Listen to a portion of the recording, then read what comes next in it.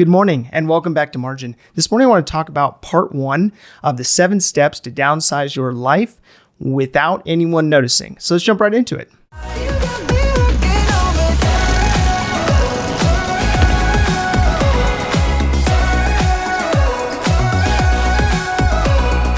So some of the greatest pushback I get from people when evaluating their finances and either having them slow their progress in regards to their lifestyle creep or having to reverse or rewind course comes down to the fact that they're concerned about what family or friends or neighbors would think.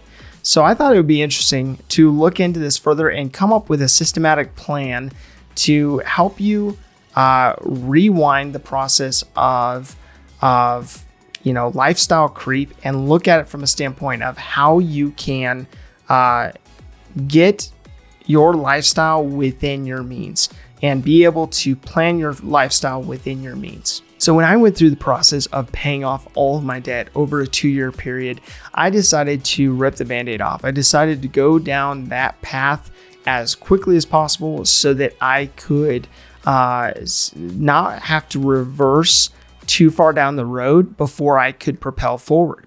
And so I decided that that was something that was worth sacrificing at that time, but those sacrifices were noticeable.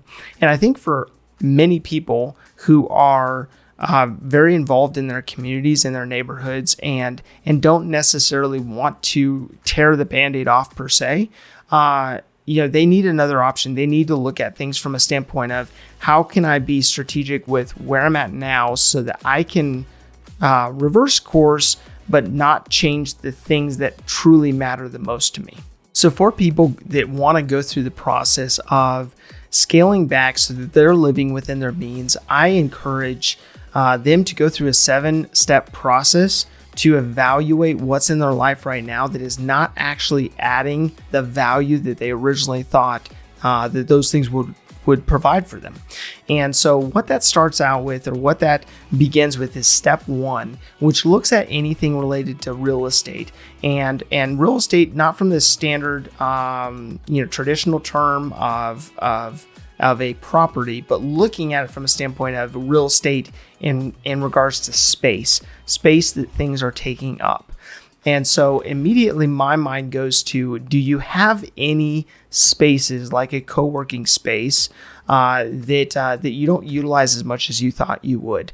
Do you have any spaces like a pod or a storage unit that is full of stuff that you just you don't even think of, being that it's out of sight, out of mind? Maybe it is even seasonal and doesn't require that space that you originally thought it needed.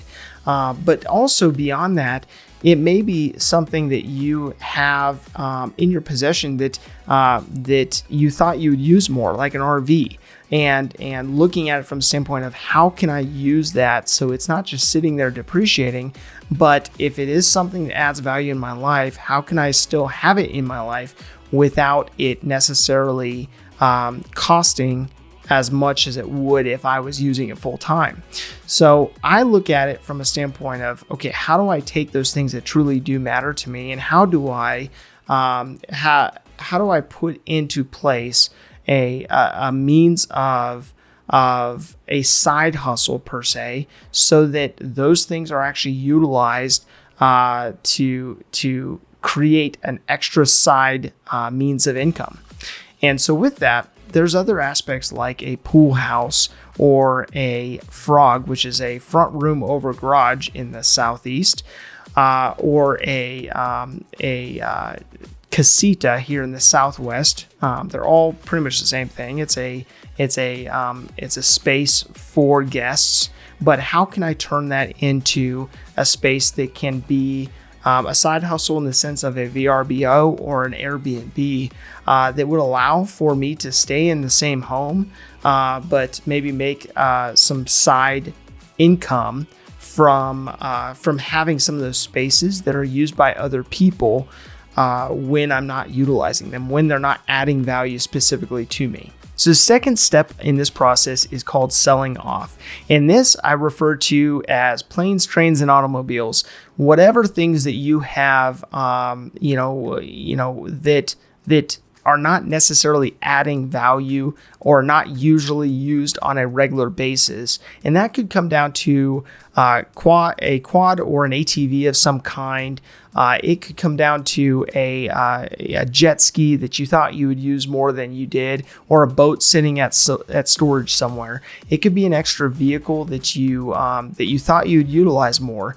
And those types of things are an easy win or a quick win in the sense of cleaning them up, polishing them up, and not spending any more time, resources, or talent in maintaining things that don't actually add value to you. And so you can use a platform like Facebook Marketplace or another free platform to clean these things up and sell them and not spend any more time maintaining those items.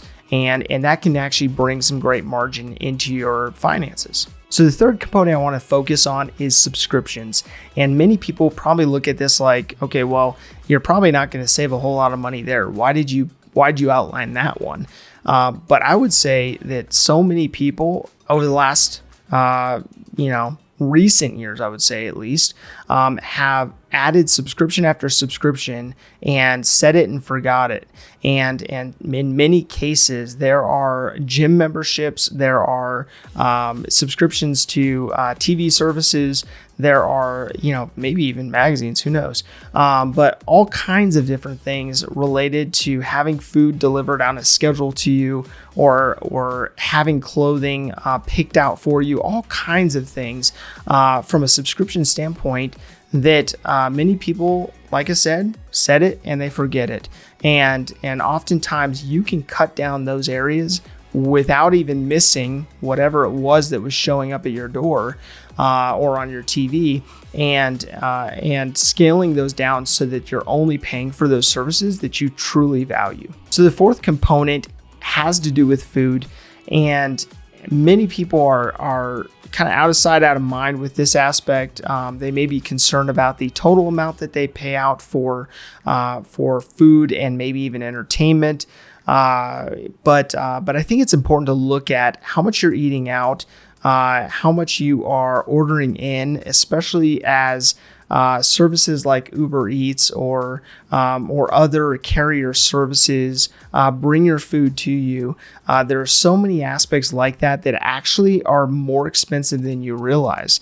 After you are getting your McDonald's delivered to your door and paying tip on it, it actually can equate to I would say a healthier meal.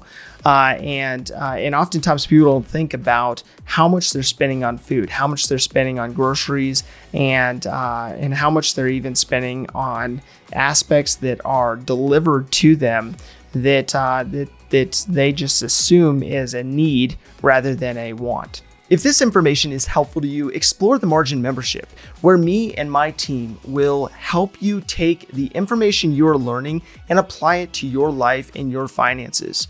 I've built an interactive course that allows me and my team to come alongside people like you to help you revamp your finances and build margin into your life. Click the link in the description below for more information.